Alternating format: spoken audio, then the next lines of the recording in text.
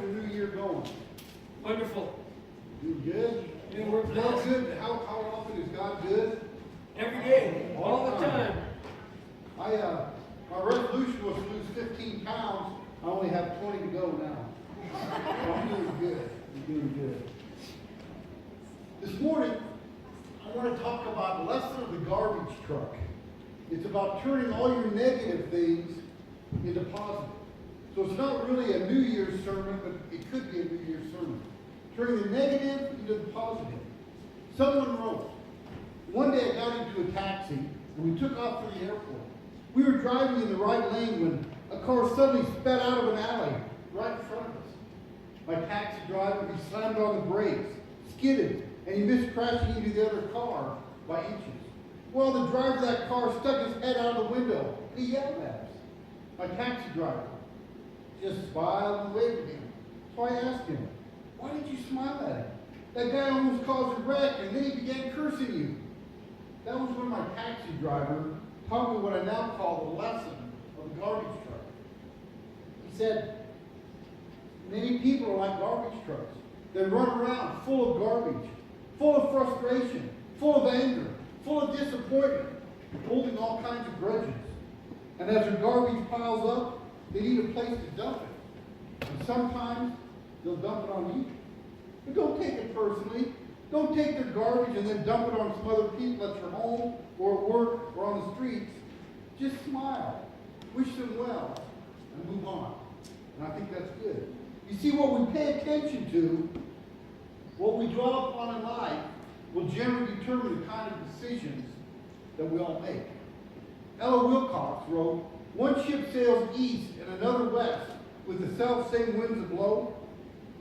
'Tis the set of the sail and not the gale which determines the way they go. And I like that. But the Apostle Paul, he gives us some great advice in Philippians 4:8, and we read it once. He says, finally, brothers, whatever is true, whatever is noble, whatever is right, whatever is pure, whatever is lovely, whatever is admirable, if anything is excellent or praiseworthy, think about such things. And I think we ought to memorize that verse, realizing that what so many are doing today is the exact opposite. Look at all your TV programs, newspapers, magazines, and you'll see often glorification of things that are impure and untrue.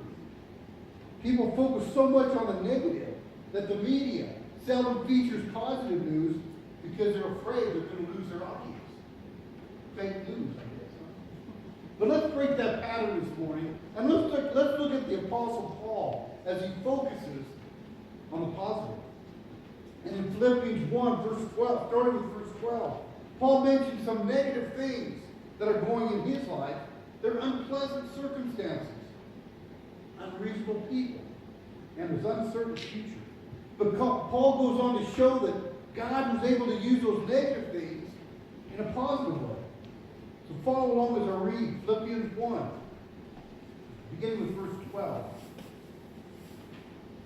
It says, now, I want you to know, brothers and sisters, that what has happened to me has actually served to advance the gospel. As a result, it has become clear throughout the whole palace guard and to everyone else that I'm in chains for Christ.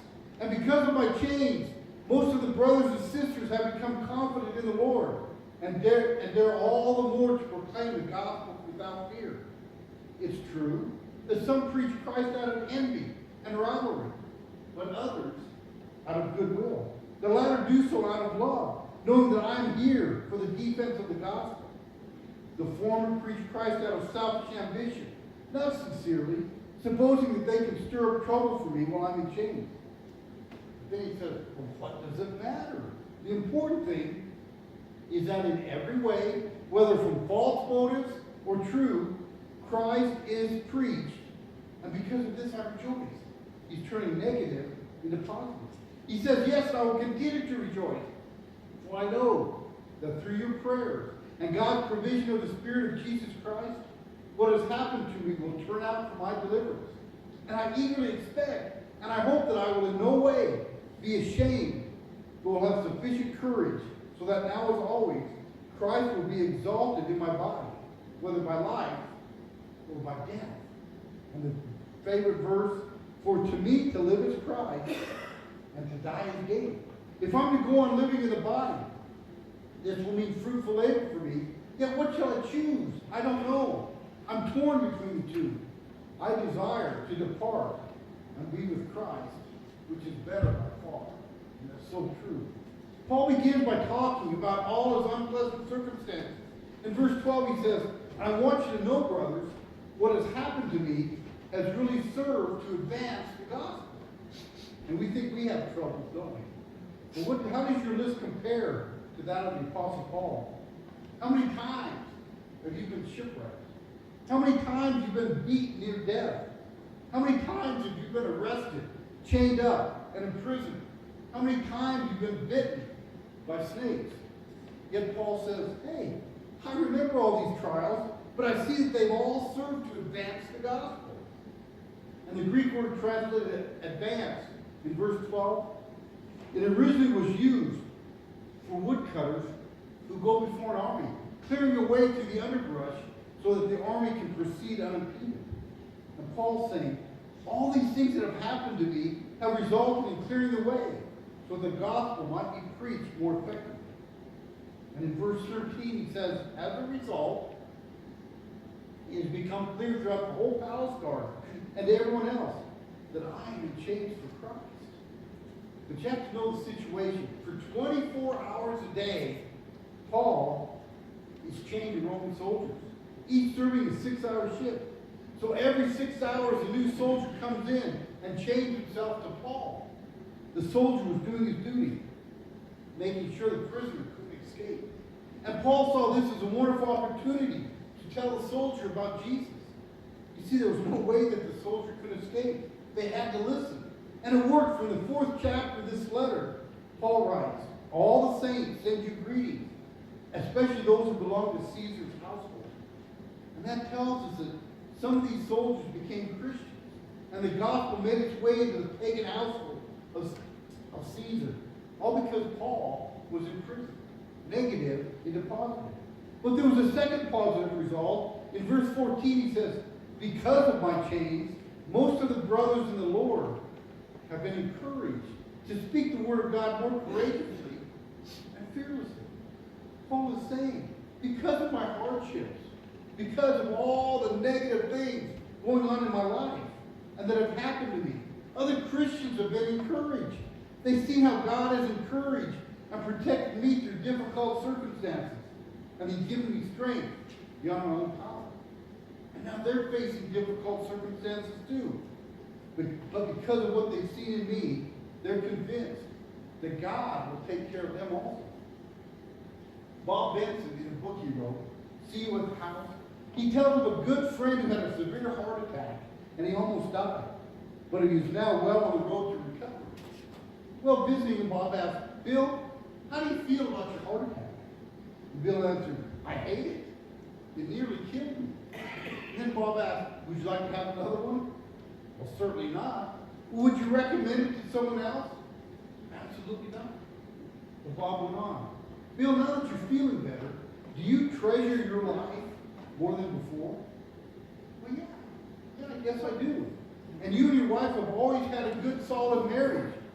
But are you closer to each other now than before? Well, yeah, we are, Bill answered. And what about your relationship with God? Has that changed since your heart attack? You know, I feel a whole lot closer to God now than I did ever before. So, Bill, in the light of all this, how do you now feel about your heart attack? You see, God can take the most negative things that happen to us and make them positive. Amen. God can take the most negative things that happen to us and make them positive. Do you believe that? If we're just focused on the positives that are there. So what are you chained to this morning? Are you chained to loneliness, grief, despair? Are you chained to an imperfect body? Are you chained to declining health? How do you really feel this morning? And I like the story about John Quincy Adams, our 6th president. When he was about 80, and not too long before his death, a friend asked him, well, how's John Quincy Adams today? And Adams replied, John Quincy Adams is quite well, thank you. But you know, the house in which he lives is becoming dilapidated. It's tottering. Time and the seasons have nearly destroyed it, and it's becoming quite uninhabitable. I shall move out of it soon. But John Quincy Adams is quite well. Thank you. Thank you. Now, secondly, Paul talks about unreasonable people. Do you know any unreasonable people in your life? Nothing at all, huh? In verse 15 he says, it's true that some preach Christ out of envy and rivalry, but others out of goodwill. And what Paul is saying is this. There are some people who are envious of him, who see themselves as rivals, competitors in preaching the gospel. You know, I think that's why we have so many denominations. Can't get along with anybody. But what happens when people become envious of someone else? They usually try to tear them down. They point out all the negative things they can about that person, thinking that by pulling them down, they're building themselves up. And Christians sometimes do that more often than non-Christians. Billy Graham, we all know, died recently, had one of the most spotless reputations of our time. A number of books and articles have been written about his life and his ministry. He was greatly respected. But despite that, there were reporters and people who eagerly looked for anything that they could find that might discredit him. They looked into his finances. They looked into his marriage, into every facet of his life. But they really weren't able to find much that they could explore. When Billy Graham went on crusades, he would send people ahead to check out his hotel accommodations, to make sure that no woman had been planted there, so that tabloid photographers could take his picture with her and then spread negative things. Billy Graham was very cautious to make sure that there wasn't any room for suspicion. But in spite of the precautions, during the crusade in Paris, France, a tabloid headline proclaimed, Billy Graham spends night with a woman other than his wife. Negative. And for proof, they claimed that the hotel registry showed that a woman was registered and spent the night with him in his hotel room. They even printed her name. It was Beverly Shea. And most of you who remember the Billy Graham crusade know that his best friend and featured soloist was George Beverly Shea. But in their effort to discredit Billy Graham, the tabloids had made a big mistake. And as we're all now very painfully aware, anyone who's in a position of prominence is liable to all kinds of criticism and accusations. And even as Paul was writing this letter, he was a prisoner of the Romans because of all the false accusations made by Jewish rulers in Jerusalem. But listen to what he wrote in verse 18. What does it matter? What does it matter? Who cares? The important thing is that in every way, whether from false motives or true, Christ is preached, and because of this I rejoice. Now, if you were sitting in jail, or you're falsely accused at work or wherever, could you rejoice? Could you rejoice? And then Paul now talks about his uncertain future. His uncertain future. We all have uncertain futures. Finally, Paul mentions his uncertain future. In verse 19 he says, I know that through your prayers and the help given by the Spirit of Jesus Christ, what has happened to me will turn out for my deliverance. Paul's now facing trial in Rome. If he's found innocent, he'll be free to preach some more. If he's found guilty, he's going to be executed. He knew he was either going to live or he was going to die, depending upon the results of the trial. So he writes in verse 20, I eagerly expect and hope that I will in no way be ashamed, but will have sufficient courage, so that now as always, Christ will be exalted in my body, whether by life or by death. Do you hear what he's saying? My concern is when I stand before a pagan judge in a pagan court, that I won't do anything to embarrass Jesus Christ my Lord. I pray that I'll have enough courage to stand up in their midst, and that by what I say and do, Jesus Christ will be exalted. You see, whether I live or whether I die, it doesn't really matter. All I want to do is exalt Jesus. All I want to do is exalt Jesus. How about us? When we we get a negative or a bad doctor's report, or we lose our job. First thing comes to your mind, I just want to exalt Jesus. That's what Paul's saying. I just want to exalt Jesus, no matter what happens. And then verse 21 is a familiar verse. And maybe you memorize it one time or another. Paul says, for to me to live is Christ, and to die is gain.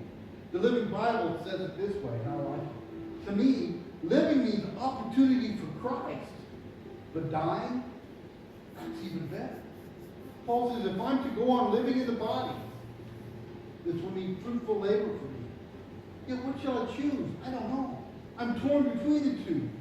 I desire to depart and be with Christ, which is better than I fall. Lee Carter Maynard, one of the great pastors of years ago, he lived to be 90 years old. But on his deathbed, as family and friends gathered around him, they saw the agony and the pain that he was experiencing. But all of a sudden, everything changed. And a look of peace and a smile came upon him. His eyes opened. And he lifted up his hands and said, I see it. I see it. Do you see it? It's so beautiful. And then he died. And then he died. He got to be with Jesus. And that's why Paul could say, for to me to live is Christ, but to die is gain. Kenneth Dodge tells about an 8-year-old boy named Frank. Now, Frank had a date with his father to go fishing on Saturday. They were going to go fish the whole day. On Friday night, he had everything laid out. Man, he was ready to go. But early Saturday morning, he awoke to discover that it was raining cats and dogs, and they couldn't go fishing. So 8-year-old Frank grumbled, and he griped all morning long. He kicked the furniture. He kicked the dog. Nothing was right. Why does it have to rain today? Well, his father tried to explain to him that we need rain. The farmers needed the rain. But that didn't satisfy Frank. Why does it have to rain today, he said. But about noon, the clouds broke and the sun came out. So his dad said, well, we can't go fishing all day, but at least we could go this afternoon. Let's go. So they went to the lake. They fished all afternoon and caught more fish than they had ever caught before. Their baskets were full, and they had a wonderful time together. They came home, and Mom cooked some of the fish for supper. And as they sat down to eat, Frank's dad looked at him and said, would you ask a blessing? And old 8-year-old Frank prayed this prayer. God, if I sounded a little grumpy earlier today, it's because I couldn't see far enough ahead. Don't you like that? God, if I sounded a little grumpy earlier today, it was because I couldn't see far enough ahead. And that's the problem, isn't it? We get so caught up in our circumstances and people and things that surround us that we can't just see far enough ahead. But when we take time to look and listen, we'll begin to focus more and more on the positive. Because in Christ we have a wonderful future. It may seem uncertain right now, but one day, soon, we're going to see him face to face. And we get to be with him for all eternity. And then all the negative things down here will be positive. Let's live 2019 in a positive way, exalting the Lord, no matter what circumstance you're going in. No matter whether you have cancer, you lose your job. Exalt the Lord. Lord, thank you for the opportunity to be here. I thank you for another year we have to live for you. The choice is ours is how we're going to live. Are we going to exalt you in everything that happens to us, Lord? Or are we going to kick the dog and be grouchy and not like life? Help us to be like Paul, turning all kinds of negative situations into positive.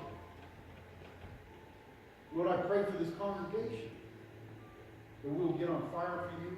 And when times of trials and tribulations come, we can just still say, for to me to live is Christ, and to die is gain. Lord, bless the remainder of this service. May your name be praised and glorified. We want to say we love you. We want to serve you. And Lord, come quickly. In your name we pray. Amen.